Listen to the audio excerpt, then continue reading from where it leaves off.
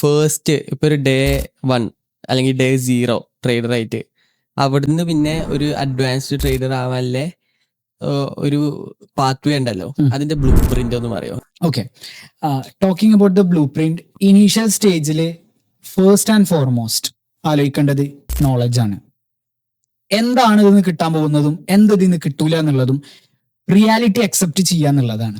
ഉദാഹരണത്തിന് ഞാൻ പറഞ്ഞു, trading is the hardest way to make easy money. ഒരൊറ്റ ഫിംഗർ ക്ലിക്ക് ഉണ്ട് എന്നുണ്ടെങ്കിൽ നിങ്ങൾക്ക് ആക്ച്വലി ബൈയും സെല്ലും ചെയ്താൽ പൈസ ഉണ്ടാക്കാം. കാരണം എന്താ, 50-50 ചാൻസ് ആണ്. അതാണ് ഇതിന്റെ one of the most beautiful thing. 2 സിനാരിയേ ഉള്ളൂ, 50-50. പക്ഷെ നിങ്ങൾ വിചാരിക്കുന്ന പോലെ ഇത് ഭയങ്കര സിമ്പിൾ ആണ്. പക്ഷെ എന്താണെന്നറിയോ, ഈസി അല്ല.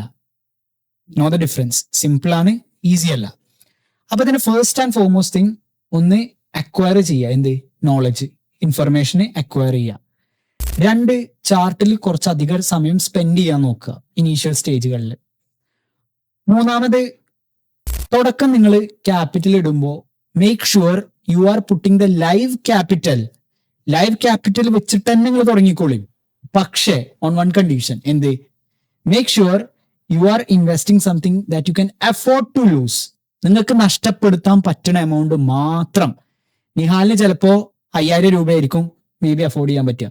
എനിക്ക് ജോലി ചെയ്യുന്ന ഒരാളാണെന്നുണ്ടെങ്കിൽ ഞാൻ ചിലപ്പോൾ ഒരു 1 lakh വരെ എനിക്ക് ഓക്കെ ആയിരിക്കും.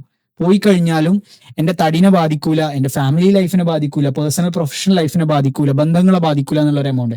സോ ഒരു സബ്ജക്റ്റീവ് ആയിട്ടുള്ള എമൗണ്ട് ആണ്. അപ്പോൾ എന്ത് ചെയ്യുക, സൂക്ഷിച്ച് കൈകാര്യം ചെയ്യുക. അവനവന് പറ്റണതും താങ്ങണതും പോക്കറ്റ് കീറാത്തതുമായിട്ടുള്ള എമൗണ്ട് എന്ത് ചെയ്യുക, ഇനീഷ്യലി ഡെപ്പോസിറ്റ് ചെയ്യുക. അതാണ് എനിക്ക് പറയാനുള്ളത്. അല്ലാത്ത പക്ഷം കുറെ ആളുകളുണ്ട്, ഞാൻ എപ്പോഴും ഡെമോയിൽ ട്രേഡ് ചെയ്യുന്നുണ്ട്, സെറ്റാണ്, ഡെമോയിൽ അടിപൊളിയായിട്ട് വർക്ക് ചെയ്യുന്നുണ്ട്. ഇതെങ്ങനെയാണെന്ന് അറിയോ? It's like you are reading a book, how to swim. എങ്ങനെ നീന്തൽ പഠിക്കാന്നുള്ള ബുക്ക് വായിച്ചു കണ്ട് നേരെ വെള്ളത്തിൽ ചാടി എങ്ങനെ ഉണ്ടാവും? ആ എക്സ്പീരിയൻസ് ആയിരിക്കും.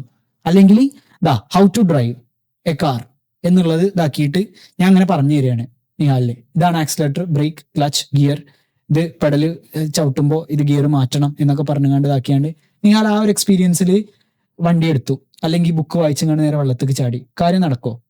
എന്തായിരിക്കും സംഭവിക്കുക? അതിന്റെ ഔട്ട്കം എന്തായിരിക്കും? വണ്ടിന്റെ കേസാണെങ്കിൽ ആക്സിഡന്റ് ഷുവർ ആയിട്ട് ഉറപ്പാണ്. 100% ഉറപ്പാണ്. ചാൻസസ് ആർ ക്വൈറ്റ് ഹൈ ഇത് സംഭവിക്കാനേ. നീന്തലിലാണെങ്കിലോ പേടിച്ചിട്ട് മുങ്ങിപ്പോവുകയും ചെയ്യും. രണ്ടിന്റെ ഔട്ട്കം എന്താ? ഭയങ്കര ഡേഞ്ചറസ് ആണ്. എന്ന് പറയുന്ന പോലെ തന്നെ ഈ ട്രേഡിങ്ങിലും ക്യാപിറ്റൽ ഇല്ലാതെ ഇതിന് നിൽക്കരുത്. അപ്പൊ ഒന്ന് നോളജ് ഇതാക്കുക, 2 ചാർട്ടിൽ സ്പെൻഡ് ചെയ്യുക, 3 എന്ത് ചെയ്യുക, ക്യാപിറ്റൽ കണ്ടെത്തുക, 4 നഷ്ടപ്പെടുന്നുള്ള ആ ഒരു റിയാലിറ്റി നിങ്ങൾ അക്സെപ്റ്റ് ചെയ്യണം. ഇത് ശരിക്കും ഫസ്റ്റ് സ്റ്റേജ് തന്നെ ഇതാണ്, അക്സെപ്റ്റൻസ് ആണ് വേണ്ടത്. ഇതിന്ന് എനിക്ക് ഇത് കിട്ടിയിട്ട് വേണമെങ്കിൽ നാളെ തന്നെ പണി ക്വിറ്റ് ചെയ്തുകൊണ്ട് ബെൻസും BM ഇറക്കിയിട്ട് റോളക്സ് വാച്ചും കെട്ടിങ്ങാണ്ട് ഇതിൽ കൂടെ നടക്കണം, അല്ലെങ്കിൽ ഇത് ഇതാക്കണം എന്നുള്ള ചിന്ത കൊണ്ട് നടന്നിട്ട് കാര്യമില്ല. ഇതൊക്കെ മെറ്റീരിയലിസ്റ്റിക് ആയിട്ട് നിങ്ങൾ ഒരിക്കലും മിസ്ഗൈഡഡ് ആവരുത്. നിങ്ങൾ ആരുടെ ലൈഫ് സ്റ്റൈലും കാര്യങ്ങളും കണ്ടിട്ട്. Obviously it's part of the game. നിങ്ങൾ നന്നായിട്ട് ട്രേഡ് ചെയ്യുമ്പോൾ അതൊക്കെ അതിന്റെ ഒരു ഔട്ട്കം ആണ്. പക്ഷെ അത് മാത്രമല്ല, അത് ആൾക്കാർ ഉണ്ടാക്കിയിട്ടുണ്ട് എന്നുണ്ടെങ്കിൽ എന്താണെന്ന് അറിയാം നിങ്ങൾക്ക്, അവരെ അതിന്റെ പിന്നിൽ ഒരുപാട് സ്ട്രഗിളും കൂടെ ഉണ്ട്. അതാരും ചിന്തിക്കുന്നില്ല. നമ്മളെ ഹ്യൂമൻ മൈൻഡ് സെറ്റിന്റെ പ്രശ്നമാണ്. പിന്നെ സൈക്കോളജിക്കലി സ്ട്രോങ്ങർ ആവാൻ വേണ്ടിയിട്ട് എന്ത് ചെയ്യുക, ഫിസിക്കലി നിങ്ങൾ ഫിറ്റ് ആയിട്ട് ഇരിക്കാൻ നോക്കുക. നല്ല ഡയറ്റ്, നല്ല ഉറക്കം, നല്ല വർക്ക്ഔട്ട് കാര്യങ്ങൾ, ഇതൊക്കെ ആക്ച്വലി ഹെൽപ്പ് ചെയ്യും നമ്മളെ. മെന്റലി ഫിറ്റ് ആവും.